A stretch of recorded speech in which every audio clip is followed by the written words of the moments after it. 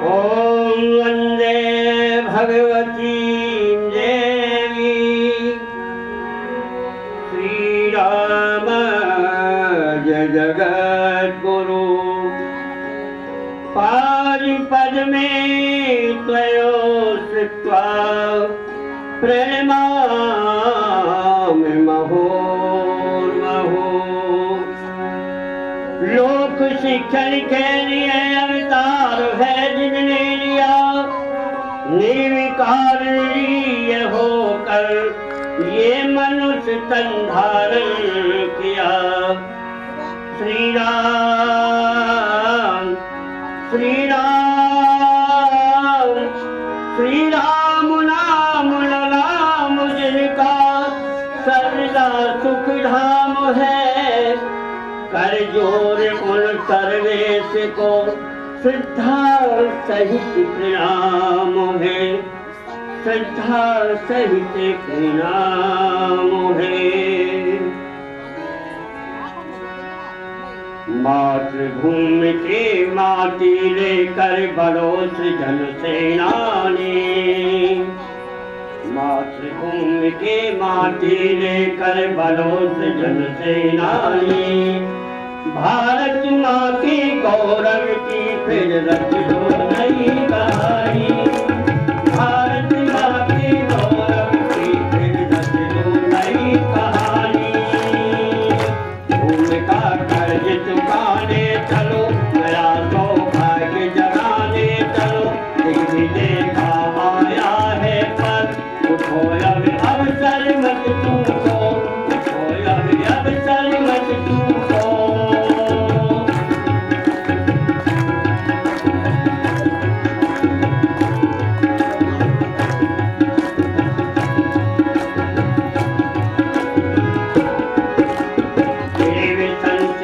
घर घर में अब स्थापित करना है, देवी संस्कृति घर घर में अब स्थापित करना है।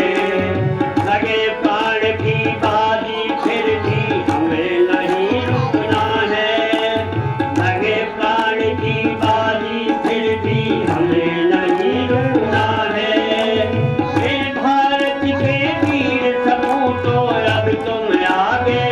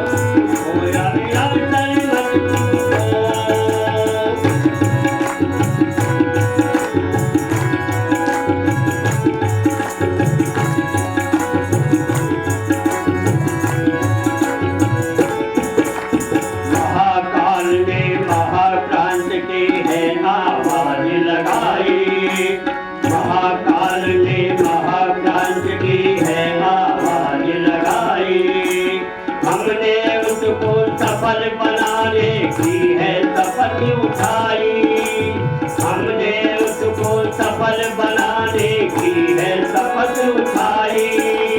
वीर बजा कर गाँव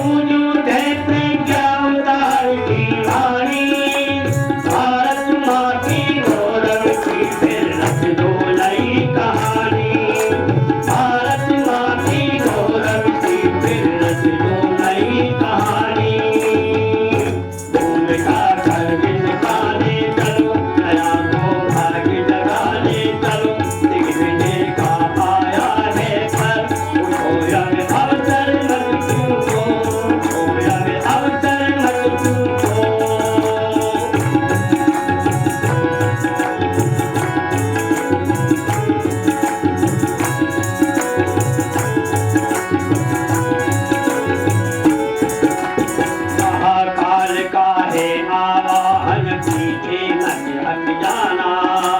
महाकाल का है आवाहन, पीछे मत हट जाना। समय चूक जाने पर होगा भक्ति पे पछताना। समय चूक जाने पर होगा भक्ति पे पछताना।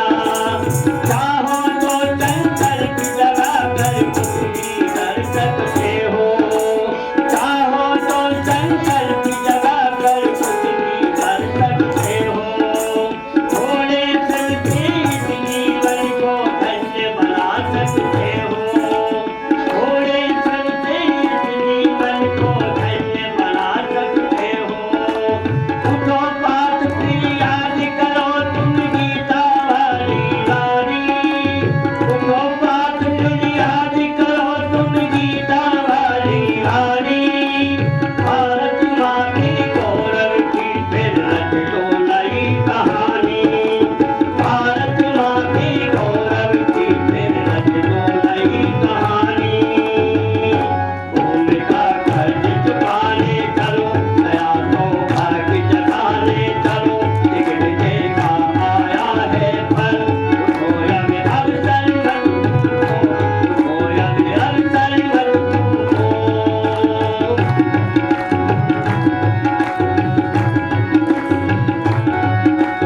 लाल मसाल हाथ में लेकर जागृत घंटी बजाओ। लाल मसाल हाथ में लेकर जागृत घंटी बजाओ। भारत माँ का खोया गौरव फिर से वापस लाओ। भारत माँ का खोया गौरव फिर से वापस लाओ।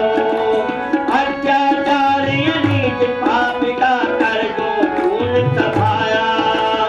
अत्याचारी नीच पाप का कर दो खून सफाया। पढ़ो निडर कह दो दुनिया से देवदूत है आया। पढ़ो निडर कह दो दुनिया से देवदूत है आया। बिना रुके पहुंचो मंजिल तक सच्चे युग निवारी। बिना रुके पहुंचो मंजिल तक सच्चे युग निवारी।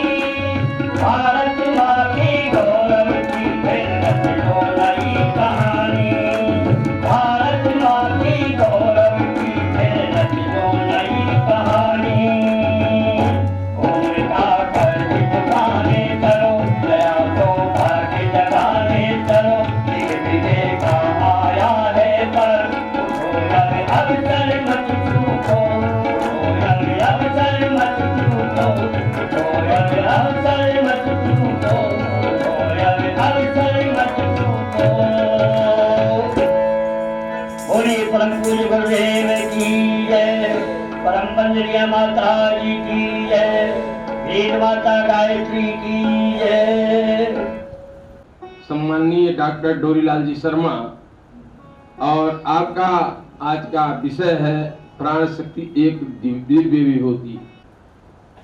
ओम भूर्भुवः स्वः तत्सवितुर्वरेण्यं भर्गो देवस्य धीमहि धियो यो नः प्रचोदयात्।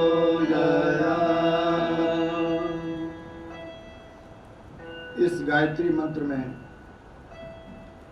जो परमात्मा का पहला गुण है, परमात्मा कैसा है? प्राण स्वरूप भू। गायत्री मंत्र में भी प्राण को पहला स्थान दिया गया। जितने स्वरूप गिनाए और अन्य स्वरूपों में महत्वहीन नहीं है, वो सब महत्वपूर्ण है, एक से एक हैं, लेकिन उसमें भी जो प्रथम वरीयता दी है वह भू प्राण स्वरूप को दी है।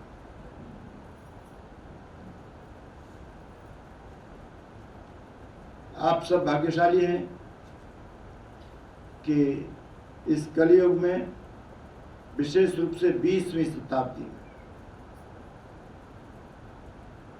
परम पूज्य गुरुदेव ने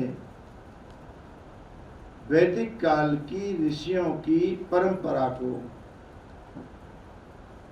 प्राण प्रत्यावर्तन की प्रक्रिया को लागू किया था। आपको ध्यान होगा, कुछ लोग होंगे शायद इसमें जिन्होंने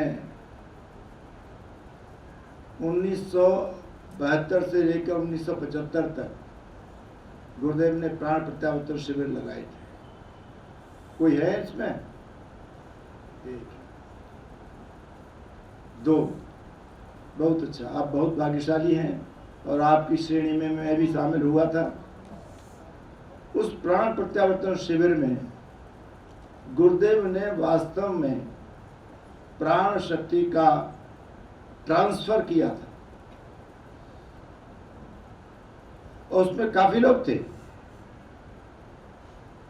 जिन लोगों ने अवसर को पहचाना वे लोग परम पूज्य गुरुदेव के लिए समर्पित हो गए।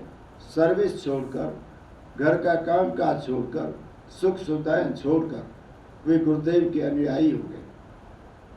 अनुयायी तो हम भी हुए, लेकिन उतना साहस नहीं जुटा सके। चलिए, आज हम ये जो हमारा प्राणवान कार्यकर्ता शिविर है,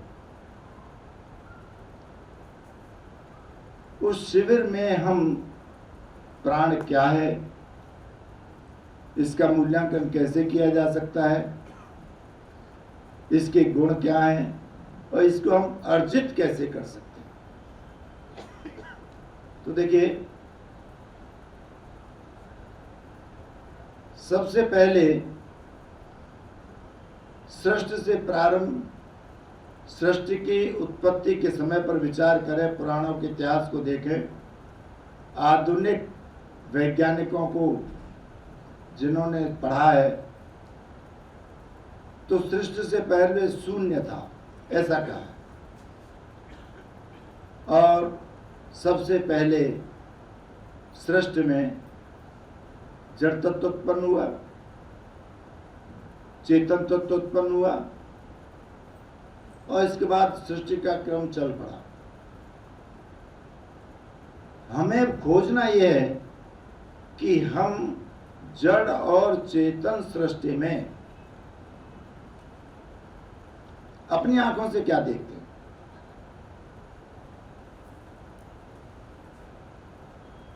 थोड़ा इसमें हम झांकेंगे और घटनाक्रमों को देखेंगे तो सारा संसार दो सिद्धांतों पर चल रहा है। आप देखिए, अद्भुत है, सारा संसार दो सिद्धांतों पर चल रहा है। पहला सिद्धांत है सक्रियता का सिद्धांत, परिवर्तन का सिद्धांत, या उसे क्रियाशीलता का सिद्धांत, कुछ भी कह सकते हैं। हम जो भी दृश्य देखते हैं, अपने निकट, अपने से दूर, उन सब दृश्यों को दो भागों में बांटा जा सकता है। एक वो दृश्य जिसमें मानवीय हस्तक्षेप नहीं है, एक वो दृश्य जिसमें मानवीय हस्तक्षेप है। जिसमें मानवीय हस्तक्षेप नहीं है उसको प्राकृतिक कहा जाता है। जिसमें मानवीय हस्तक्षेप है उसे सांस्कृतिक कहा जाता है। तो इस प्राकृतिक भूदृश्य को हम देखेंगे तो पर्वत, पठार, मैदान, नदी, घाटी, अनेक चीजें दिखाई देंगी। सांस्कृतिक भूदृश्य से देखेंगे तो खेती दिखाई देगी, हमको अनेक चीजें और भी दिखाई देंगी,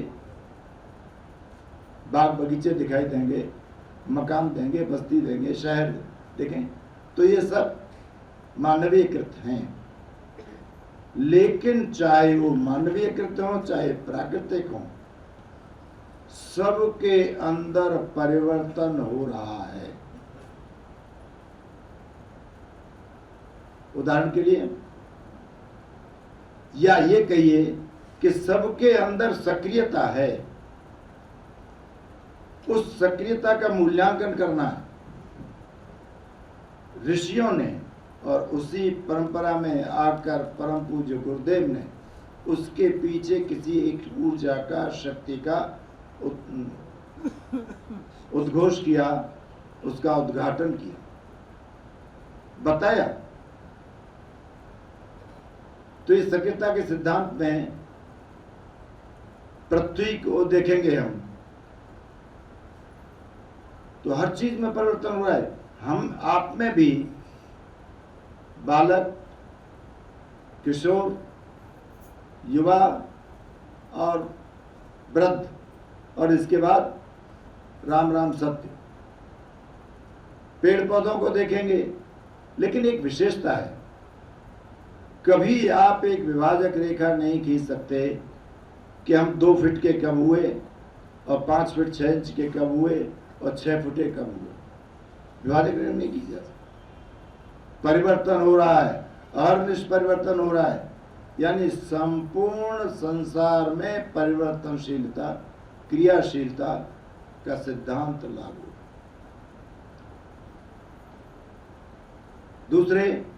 अब दूसरा सिद्धांत है पार्थिव एकता का सिद्धांत। यह पार्थिव एकता कैसी है?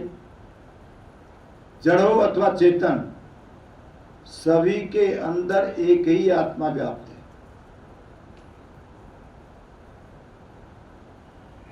और इसको समझना हो तो विद्वान लोग, डॉक्टरेट करने वाले लोग किसी एक चीज का अध्ययन करते हैं, लेकिन एक चीज का अध्ययन करने के साथ साथ उसको उसके चारों ओर, पहले पीछे, उसके संपर्क में आने वाले, जिसके संपर्क से उसका विकास हुआ है, उन सब का उसे अध्ययन करना पड़ता है। यानी दे आर इंटर रिलेटेड।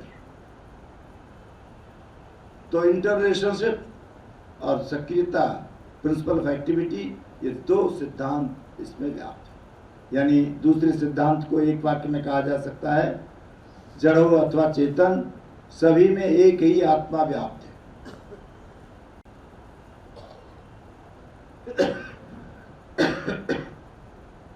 इस सक्रियता के पीछे क्या कारण है? इस एकता के पीछे क्या तत्व निहित है? कौन सा तत्व ऐसा है जो इस एकता को बनाए हुए है? इसके लिए हमें सृष्टि की उत्पत्ति के विषय में जानना होगा।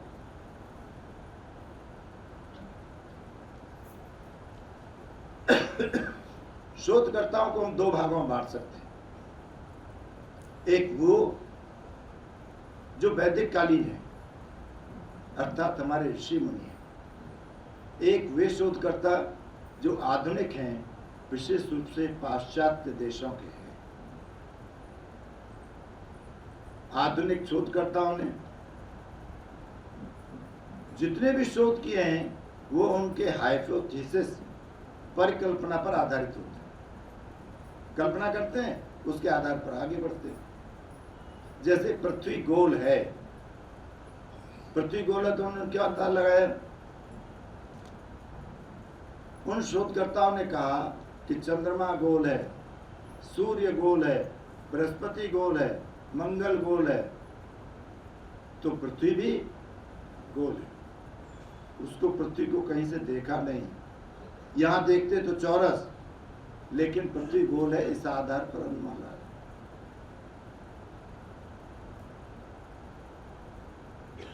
लेकिन हमारे ऋषि मुनियों ने अपने तपोबल के आधार पर, अपने दिव्य चक्षुओं से जो दृश्य देखा, उसे ही अपने शोध ग्रंथों में लिखा और उसके आधार पर उन्होंने ब्रह्मांड की उत्पत्ति का वर्णन किया है। पुराणों में ब्रह्मांड की उत्पत्ति का जो विवरण आया है, ब्रह्मा, विष्णु, महेश, 3 शक्तियां, तो ये वास्तव में पुराणों में अलंकारिक भाषा वो है, वर्णन। तो इस सब में हमको अब एक प्रश्न उठता है इसी प्रश्न में कि आखिर सृष्टि से पूर्व क्या था और सृष्टि के बाद क्या रहेगा। अगर आप लोगों ने विचार नहीं किया हो तो ये प्रश्न आप उठ सकता है मस्तिष्क में कि आगे सृष्टि से पूर्व क्या था। इसके लिए पुराणों में ये उल्लेख आया है कि सृष्टि से पूर्व एक प्राण शक्ति थी और इसमें शतपथ में वर्णन है। एक गुरु ऋषि से गुरु शिष्य ने नहीं ऋषि शिष्य ने पूछा, गुरुवर सृष्टि से पूर्व क्या था और सृष्टि के बाद क्या रहेगा।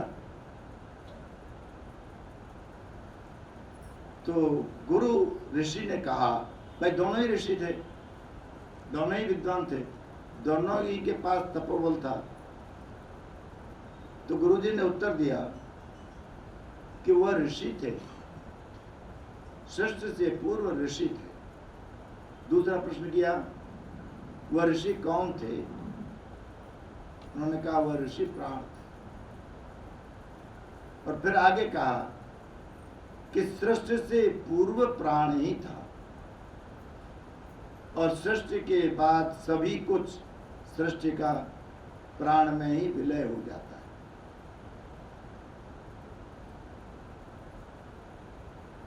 फिर अगला एक प्रश्न हमारे मस्तिष्क में हो सकता है कि आखिर इस प्राण को हम किस रूप में देख सकते हैं। हमें तो दिखाई नहीं देता कहीं। आप कहेंगे आप प्राण प्राण प्राण, गीत में भी प्राण, संयोजक जी के द्वारा प्राण की बात, और गीत में भी प्राण शक्ति का प्रकारांतर से शब्दांतर से वर्णन है। किस रूप में देखा जा सकता है। तो सृष्टि के दो तत्व हैं, जड़ तत्व और चेतन तत्व। जड़ तत्व में आप कह सकते हैं कि जड़ तत्व के अंदर सक्रियता नहीं है, स्थिर रहता है, प्राण नहीं है, तेज नहीं है, अनेक प्रकार के प्रश्न हमारे मस्तिष्क में। लेकिन जड़ तत्व में सक्रियता है, जिसको आधुनिक वैज्ञानिकों ने शक्ति तरंग के रूप में कहा, तरंगों के रूप में कहा, वेव्स कहा। अब देखिए, इसको समझने के लिए थोड़ा बहुत कुछ घटनाओं को देखना पड़ेगा। भूकंप आता है, पृथ्वी हिलती है, मकान गिर पड़ते हैं और अनेक प्रकार की धन जन की हानि होती है। ग्लेशियर पिघलते हैं, उस क्षेत्र में प्रलय होती है। हमारे सामने 2013 का उत्तराखंड का एक प्रलयकारी घटना हमारे सामने है, ग्लेशियर पिघलने की। केदारनाथ की सारी व्यवस्थाएं भंग होना, लेकिन मंदिर केदारनाथ का कोई नुकसान ना हो। जो लोग केदारनाथ गए होंगे उन्होंने देखा होगा।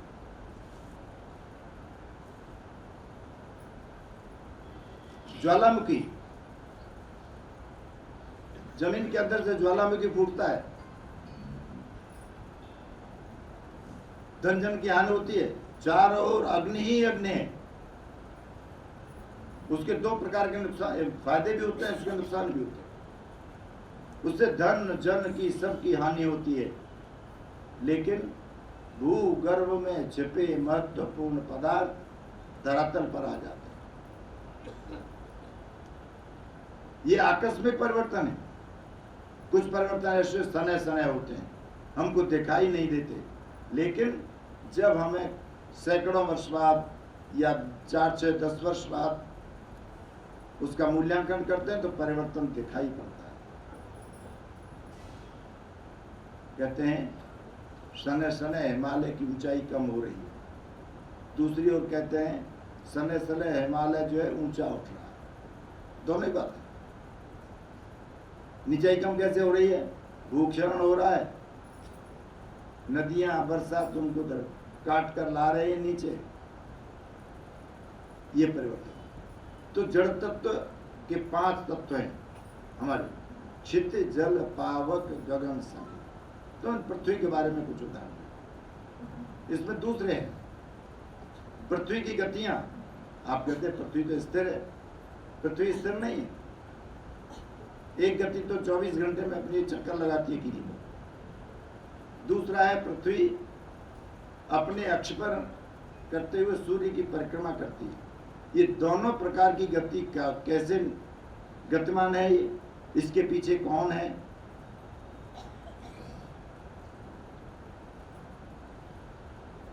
इसी प्रकार से जल हम पीते हैं, प्यास लगी, इसके अभाव में हमको जीना मुश्किल हो जाता है। आखिर जल में ऐसी कौन सी शक्ति है, इसको जीवनी शक्ति कहा जाता है, जल में है। जल में अग्नि कहां से आ गई? आप कहेंगे ये आप क्या कह रहे हैं? जल अग्नि को बुझाता है, लेकिन जल से बिजली बनती है।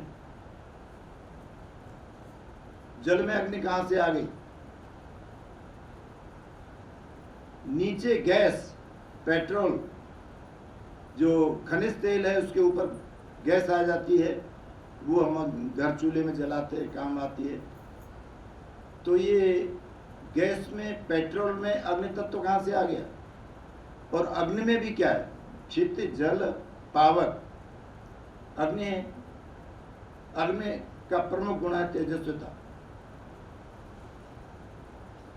और अग्नि जिस चीज को जलाती है स्वयं के स्वरूप में बदल लेती है। परम पूज्य गुरुदेव ने भी ध्यान की प्रक्रिया में, प्रातःकाल जो ध्यान होता है, और आज आपने किया होगा तो ध्यान दिया होगा, परम पूज्य गुरुदेव कहते हैं सविता, हमारा इष्ट सविता, प्रेरणा का स्रोत सविता, स्वयं प्रकाश से प्रकाशित सविता। और सविता के साथ, सविता में समर्पण, साधक का सविता में समर्पण। समर्पण के बाद वो कहते हैं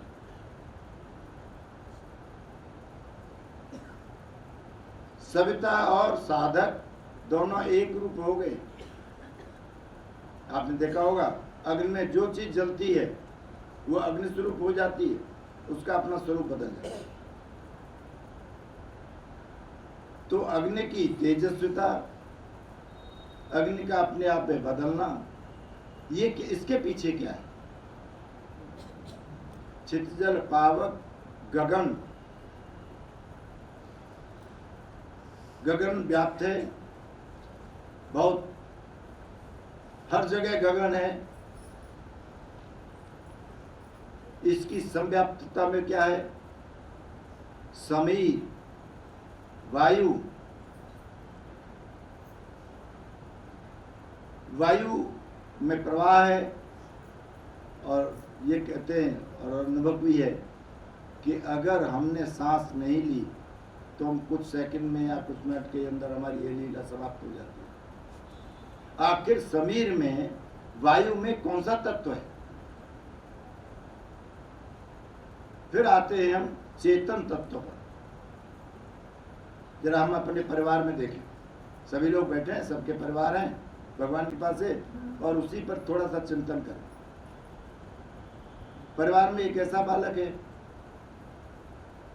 जिसको हम कहते हैं वो सारे काम कर लाता है, विद्यालय में जाता है तो उसके दोस्त बनते हैं, शिक्षक के पास जाता है तो शिक्षक उससे प्रेम करने लगता है,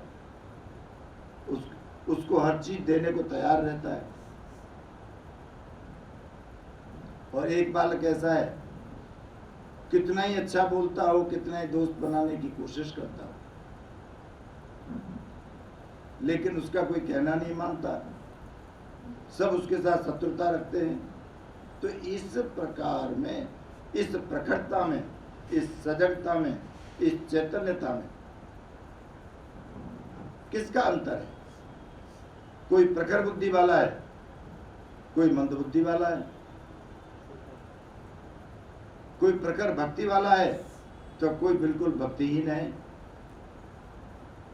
कोई बहुत तेजस्वी है तो कोई बिल्कुल रूखापन है, रुक्षता है।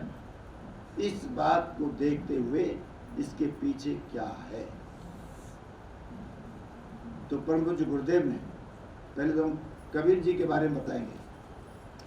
परम पूज्य गुरुदेव का एक पिछला जन्म कबीर दास जी का भी था। हम सब लोगों ने पढ़ा होगा, जो पुराने लोग हैं। और तो कबीर दास जी ने एक कविता लिखी,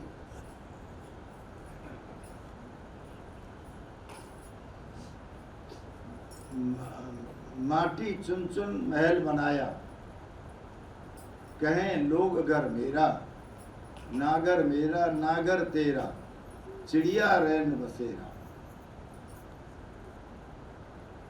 कौड़ी कौड़ी माया जोड़ी, थे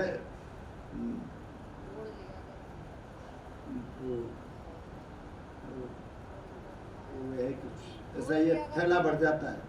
कौड़ी कौड़ी माया जोड़ी, हाँ, जोड़ भरा थैला, कहे तो कबीर सुनो भाई साधु, संग जाए नहीं ढेला,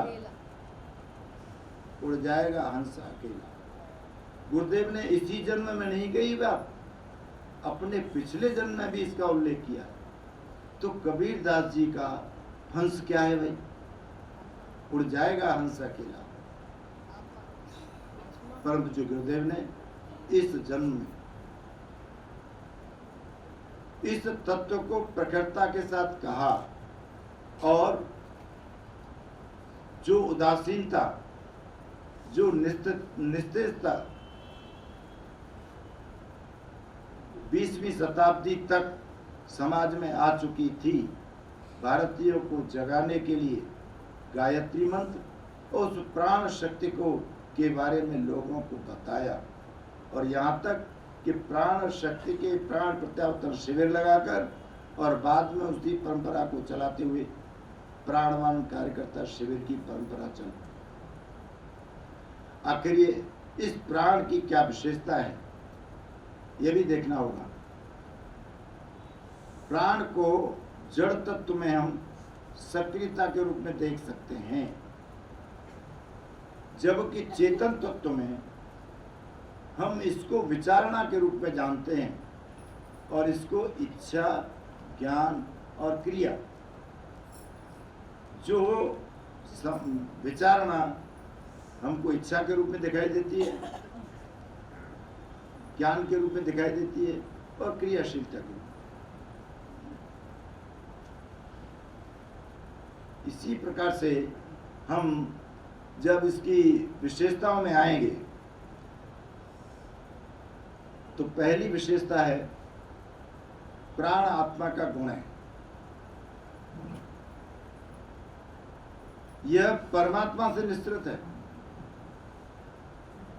और परमात्मा में ही विलीन होता है। परमात्मा का एक अंश होने के कारण परमात्मा के सारे गुण इस प्राण में निहित हैं। लेकिन प्राण शक्ति, प्राण ऊर्जा, यह निराकार, निर्विकार, निर्विकार, निर्लिप्त आदि सब गुणों से युक्त है। जो परमात्मा के गुण हैं वही इस आत्मा के गुण हैं, और आत्मा से ही यह आत्मा का गुण ही परमात्मा प्राण है। दूसरा है यह आदि, यह अनादि और अंत रहित है, अनंत है। यानी इसका उत्तर पहले मिल गया है। न इसका आदि है, न इसका मध्य है, और न इसका अंत है। हम लोग अनंत भगवान का व्रत जो रखते हैं वो प्राण शक्ति का ही व्रत है, जो अनाद है, अनंत है और मध्य रहित है। तीसरी विशेषता है इसकी, प्राण शक्ति समस्त ब्रह्मांड में व्याप्त है, समव्याप्तता। किसी भी कहीं भी चले जाइए प्राण तत्व मौजूद है। जहाँ सक्रियता है वहाँ प्राण है। इसी प्राण शक्ति के आधार पर मनुष्य को प्राणी कहा जाता है।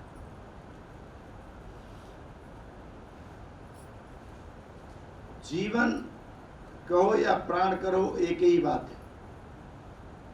मनुष्य को हम जब कहते हैं कि भाई किसी की मृत्यु हो जाती है तो सब स्वाभाविक रूप से कहते हैं भाई क्या हो गया, कि प्राण उड़ गए, प्राण निकल गए। इस के आधार पर जब इसकी बहुलता होती है तो उसको प्राणवान कहा जाता है, महाप्राणवान कहा जाता है। जिसकी अल्पता होती है तो उसको निष्प्राण कहा जाता है, उसको सामान्य व्यक्ति कहा जाता है। इसके गुणों के अंतर को हम देखें तो चेतन जगत में हमको बहुत अंतर दिखाई देता है। परिवार का मैंने उदाहरण दिया। अब इसी प्रकार से समाज में हम देखेंगे, अपने गांव में देखेंगे, नेतृत्व करने वाले लोग, उनकी एक विशेषता होती है। और गांव में एक दो लोग मिलते हैं, पूरे शहर में एक दो लोग मिलते हैं। नेतृत्व की क्षमता देखें, 1947 से लेकर आज तक अनेक नेता हुए, अनेक राष्ट्रपति हो गए, अनेक प्रधानमंत्री हो गए, अनेक शिक्षा मंत्री हो गए, मंत्री भी अनेक हो गए। लेकिन किसी को ध्यान में नहीं आया कि मेरे देश का विभाजन हुआ है, मेरे माता के अंग कटे हैं, ये जोड़ने चाहिए।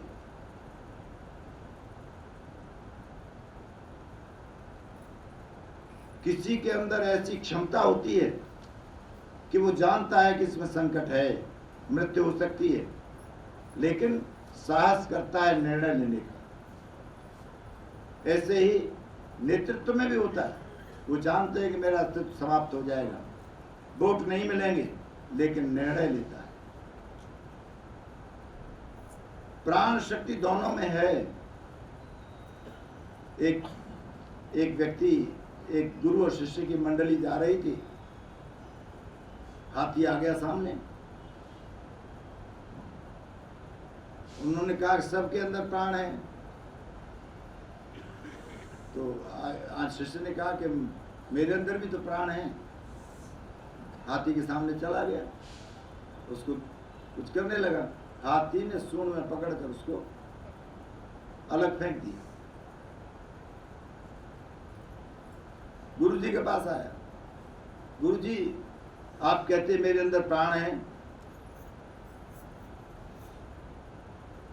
प्राण शक्ति मेरे अंदर बहुता दे गए, लेकिन उसने तो मुझे उठा के फेंक दिया कि तू भूल गया उसके अंदर भी तो प्राण है, उसके अंदर भी तो प्राण है, इसलिए वो अधिक प्राणवान है। तुम कम प्राणवान थे तो अधिक प्राणवान ने कम प्राणवान को प्रभावित किया। इसी प्रकार से आर्थिक क्षेत्र में हम देख रहे हैं। आर्थिक क्षेत्र में एक व्यक्ति अपना बिजनेस बढ़ा लेता है और एक व्यक्ति है जिसको लाखों रुपए दे दीजिए, वो बिजनेस में लगाता है और उसको घाटा हो जाता है और दिवालिया हो जाता है।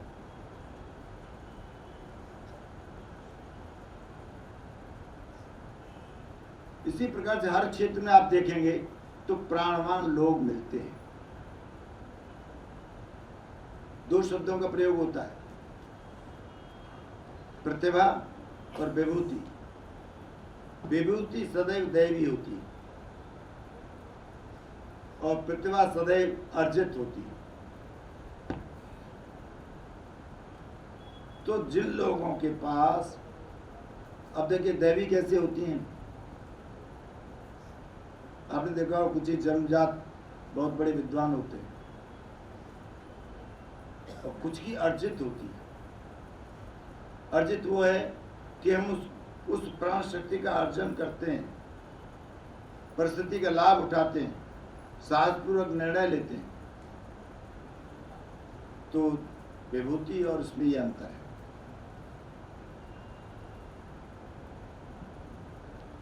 प्राण प्रवाह यानी मानवीय विद्युत तरंग, यह मनुष्य में एक विद्युत तरंग प्रवाहित हो रही है और वह विद्युत तरंग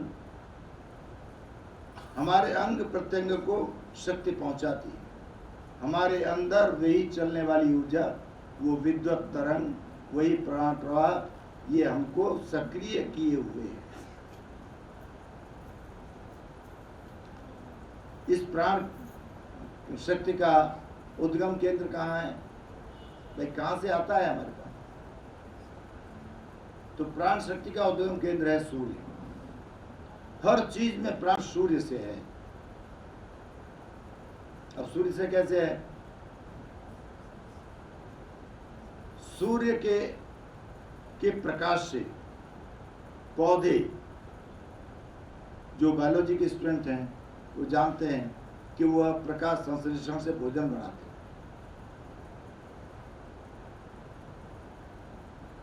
जो मनुष्य और जीवधारी हैं सूर्य की किरणों से ऊर्जा लेते हैं, वो प्राण तत्व इनके अंदर रहता है। हम भोजन करते हैं, वो प्राण तत्व हमारे भोजन से आता है।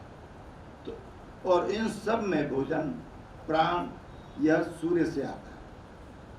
अब आप कहेंगे कि जमीन के अंदर तेल है, उससे सूर्य से कैसे आया? कालांतर में जो प्रलय जिसे कहना चाहिए, उलट पुलट कहना चाहिए, जो घटनाएं होती हैं, वे जो पेड़ पौधे और जीव जंतु जमीन के अंदर दब जाते हैं, उनके शरीर में से जो द्रव पदार्थ निकलता है वह खनिज तेल होता है, पेट्रोल होता है। साफ करके वही पेट्रोल बन जाता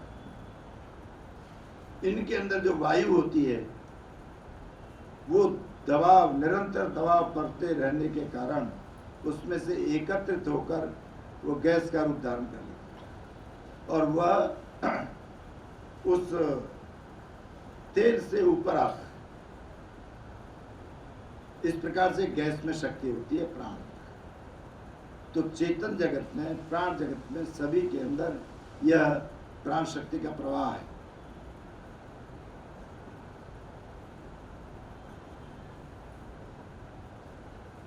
कुछ चित्रों में हमने एक चीज देखी है,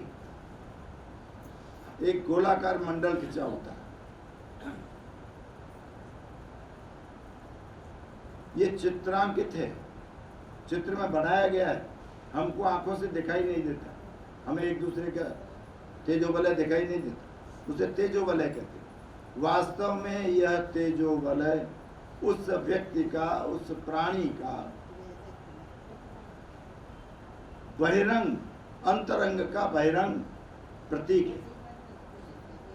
तो आपने देखा होगा सभी देवी देवताओं के चेहरे के चारों, सभी प्राणवान व्यक्तियों के, ऋषियों के, महापुरुषों के, उन सब के तेजोबलय हमको दिखाई देता है। अब इसका मूल्यांकन भी होने लगा है। जिनके अंदर साधना की शक्ति है वो दूसरे का तेजोबलय देख सकते हैं।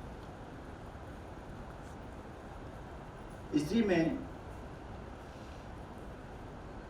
ओजस, तेजस, यही तेजोबल है। गुरुदेव ने एक शब्द प्रयोग किया है, ओजस, ओजस्वी, तेजस्वी, वर्चस्वी। तो यह ओजस जो है जीवनी शक्ति है और नाभि कमल में स्थान पर गुरु जी जब ध्यान की बात कहते हैं तो ओजस्वी, प्राणवान, तो यह उसकी जीवनी शक्ति बढ़ने का ही प्रतीक है। उस ओजस्वता कहते हैं।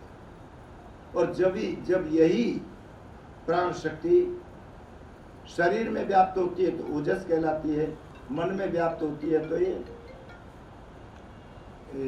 तेजस कहलाती है, प्रतिभा कहलाती है।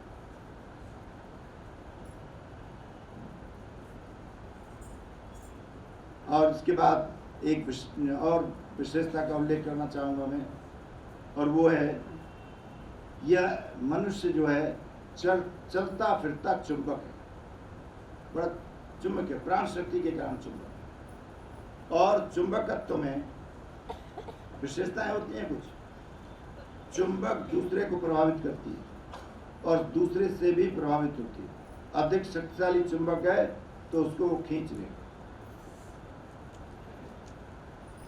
इसमें इसकी अल्पता, चुंबक, ये प्राण शक्ति की जो चुंबक है, मनुष्य चुंबक जिसके कारण बना है, इसकी अल्पता मनुष्य को निस्तेज, निष्प्राण, निष्क्रिय, रूक्षता, कुरूप, उसके आंखों का आकर्षण समाप्त होना, कम होना, ये उसमें दिखाई देने लगता है। और इसके आधिक्य मनुष्य को तेजस्वी, साहसी, पराक्रमी, निर्णय लेने की क्षमता, इन सब चीजों से युक्त बनाता है। मित्रों, जब हम अपने क्षेत्र में जाएं तो इस प्राण ऊर्जा को अर्जित करने का भी प्रयास कर लें और नित्य साधना में, उपासना में इस प्राण ऊर्जा को अर्जित करने का प्रयास करें। तो कुछ चीजें मैं बताता हूँ प्राण ऊर्जा को अर्जित करने के लिए। और गुरुदेव ने बहुत बड़ा साहित्य लिखा है, लेकिन हम लोग उस ध्यान नहीं देते। प्राण ऊर्जा को अर्जित करने के लिए सबसे पहली सकारात्मक सोच।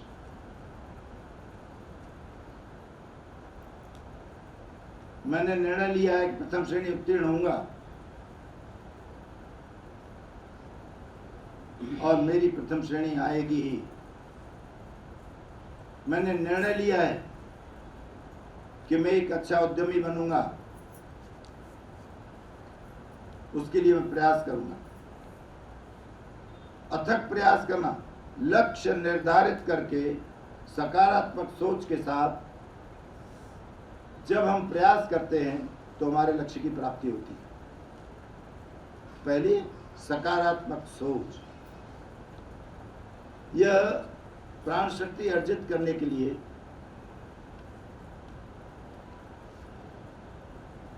कुछ प्राणायाम, सभी प्राणायाम प्राण शक्ति को अर्जित करने के लिए हैं। प्राणाकर्षण प्राणायाम, अनुलोम विलोम और सामान्य प्राणायाम, यह सब, और इसमें ध्यान, यह एक अंतिम उपचार है। इसलिए इस प्रक्रिया को आप अपनाएं और प्राण अर्जित करें और अपने ऊर्जा के केंद्र, पावर हाउस से हमेशा संपर्क रखें। और हमारा ऊर्जा केंद्र गायत्री तपोवन, शांत कुंज और अमल खेड़ा है, उस पर हम संबंध बनाए।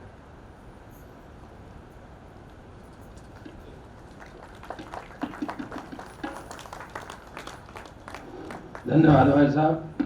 प्राण शक्ति के ग्रंथ को आपने बताया।